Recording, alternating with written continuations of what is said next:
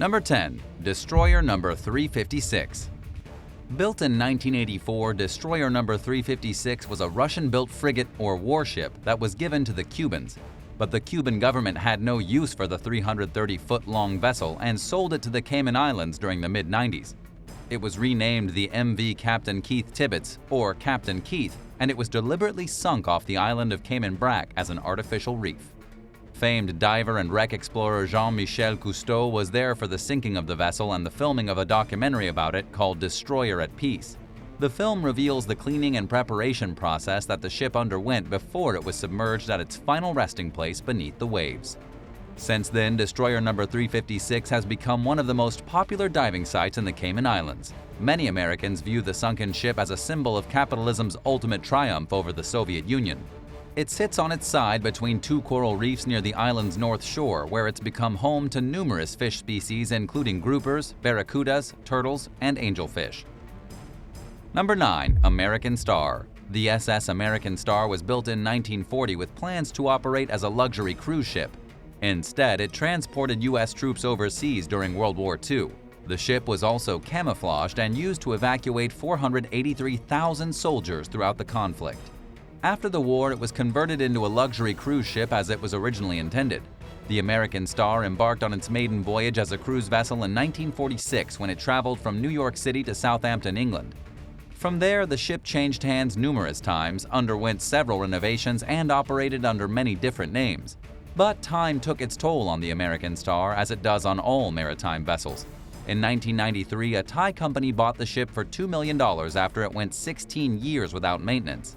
By then, its engines were unusable, but the new owner didn't have much use for them anyway, since the plan was to turn the vessel into a luxury hotel. Things nevertheless went horribly awry in early 1994 while the ship was being towed to its new home. The American Star encountered a tough storm off the Canary Islands, and the tugboat that was pulling it lost control of the vessel. A few days later, it ran aground and broke in two near the island of Fuerteventura. The ship was declared a total loss and left behind. Soon enough, looters had stripped it of its valuables. For 13 years, the front half of the vessel sat partially submerged near the beach. It sank beneath the waves in 2007. Number 8. GIANNIS D. Originally named the Shoyo Maru, the GIANNIS D was built in Japan in 1969. While traveling full speed ahead from Croatia to Jeddah, Saudi Arabia with a load of timber in 1983, the ship crashed into a treacherous reef in the Suez Canal known as Shab Abu Nuhas, which sits at the edge of an extremely busy shipping lane. Despite being well known and present on most maps, the reef is difficult to spot, especially in the harsh sunlight. And it often goes unnoticed until it's too late, which is exactly what happened with the GIANNIS D. Today, the ship sits in 3 pieces on the northern end of the reef. Divers can go inside certain parts of the wreck, including the engine room, mess hall, and bridge. Because the vessel is tilted, it can be very disorienting and is therefore only open to advanced divers. Number 7. The Bismarck. Built during the late 1930s, the German battleship Bismarck was Europe's most formidable warship for a very brief period. Yet, it sank just 8 days after it hit the seas. The vessel's maiden voyage was a mission to intercept Allied cargo ships that were carrying supplies to Britain. During the first few days of the trip, the Bismarck sank the legendary English flagship the HMS Hood, but the victory came at a huge cost. The English were furious and retaliated against the Nazis with full force by sending the British Navy after the Bismarck. An all-out battle ensued and ended with a British victory. The Bismarck sank to the ocean floor and remained missing until 1989, when famous oceanographer and explorer Robert Ballard rediscovered the wreck. Based on the warship's pristine condition, it was clear that it was incredibly well built. The swastikas that had been painted on its exterior shortly after its construction were still visible. What's even more surprising is that the vessel was intact even after landing on an extinct underwater volcano and tumbling 2/3 of the way down the 3,300-foot slope. The Bismarck's hull was still in one piece, indicating that it was flooded completely before it sank.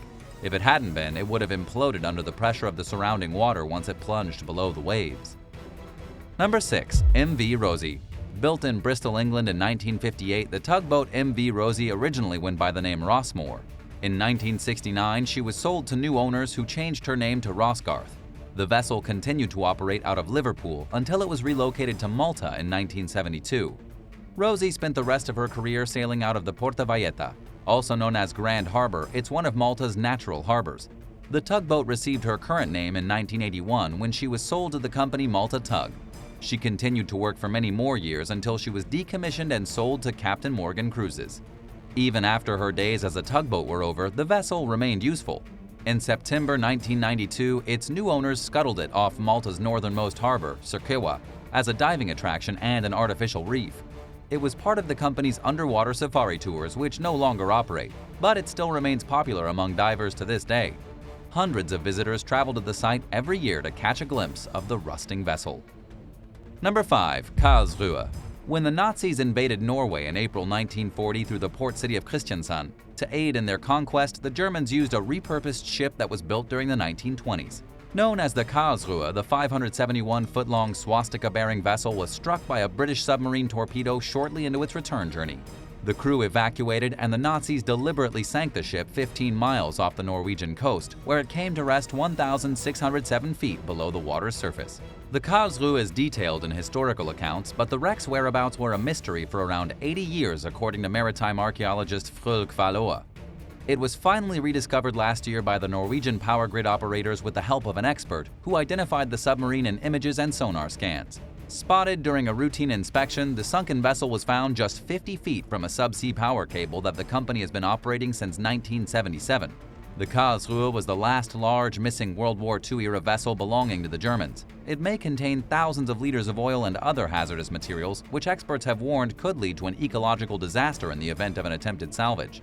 In other words, it would be extremely dangerous to even try raising the wreck. Although most of the Karlsruhe crew was evacuated before it sank, it's unclear whether the wreck will ultimately be classified as an underwater grave. What do you think should be done with wrecks like these? Should cleanup attempts be made, or is the risk of disaster too great? Share your opinions in the comments and be sure to like and subscribe to the channel. Number 4. HILMA Hooker.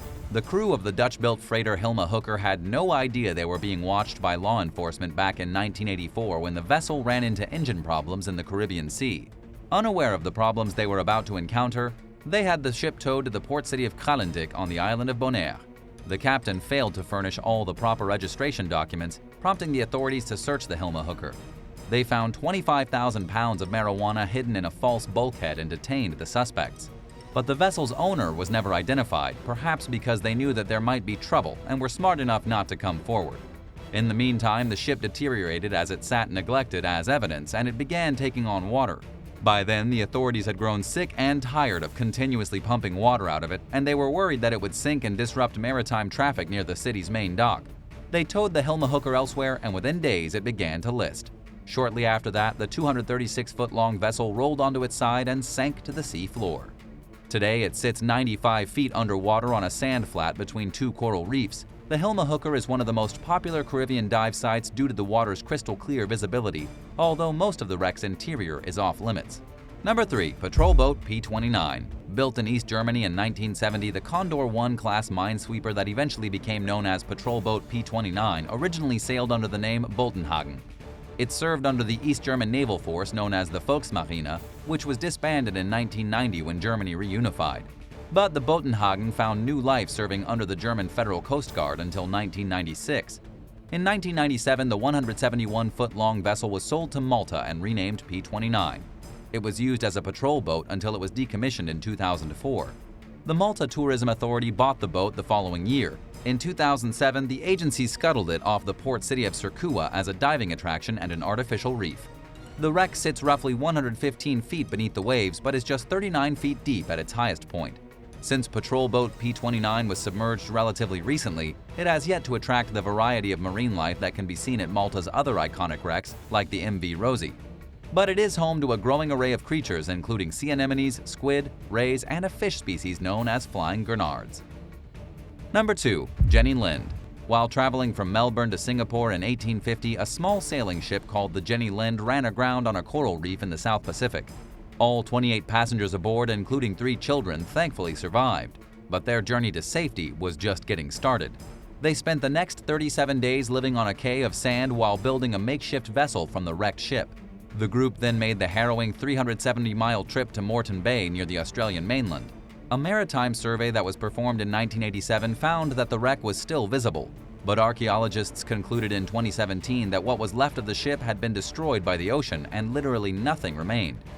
During the expedition, the team found the remains of 4 other sunken vessels, including cannons, anchors, and ballast stones. They believe that the ships all sank sometime before 1850, which was around the same time that the reef first appeared on navigational charts. Located along a major trade route between Australian and several French and Dutch colonies in the Pacific, the reef was reportedly strewn with wrecks as early as 1857, according to historical records. The region is also notorious for the powerful tidal currents that are known to ravage what's left of wrecked vessels. Additionally, archaeologist James Hunter explains that the reef is dangerous because it's easy not to notice at high tide. In fact, some ships have sailed right into it at full speed. Taking all this into consideration, the Jenny Lind's sinking and disappearance aren't too surprising.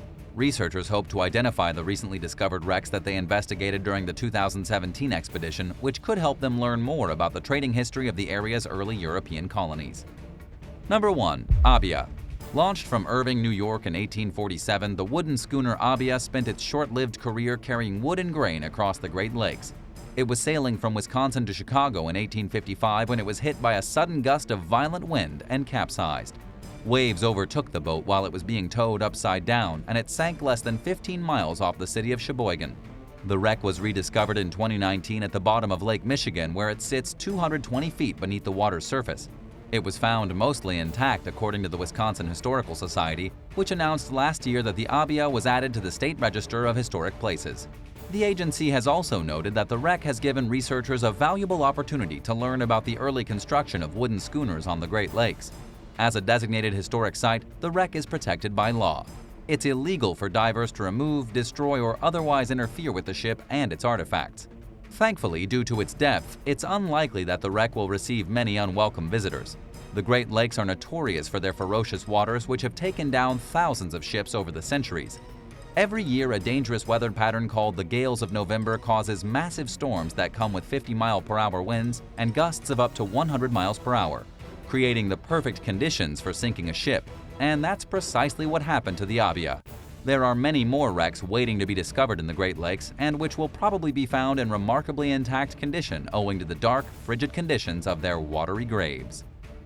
Have you ever thought about shipwrecks that can be found in lakes rather than the ocean? Ever done a shipwreck dive yourself? Tell us about it in the comments. That's all for today, and thanks for watching. Make sure to give this video a thumbs up, and while you're at it, don't forget to subscribe. Thanks again, and we'll see you next time for another amazing video right here on American Eye.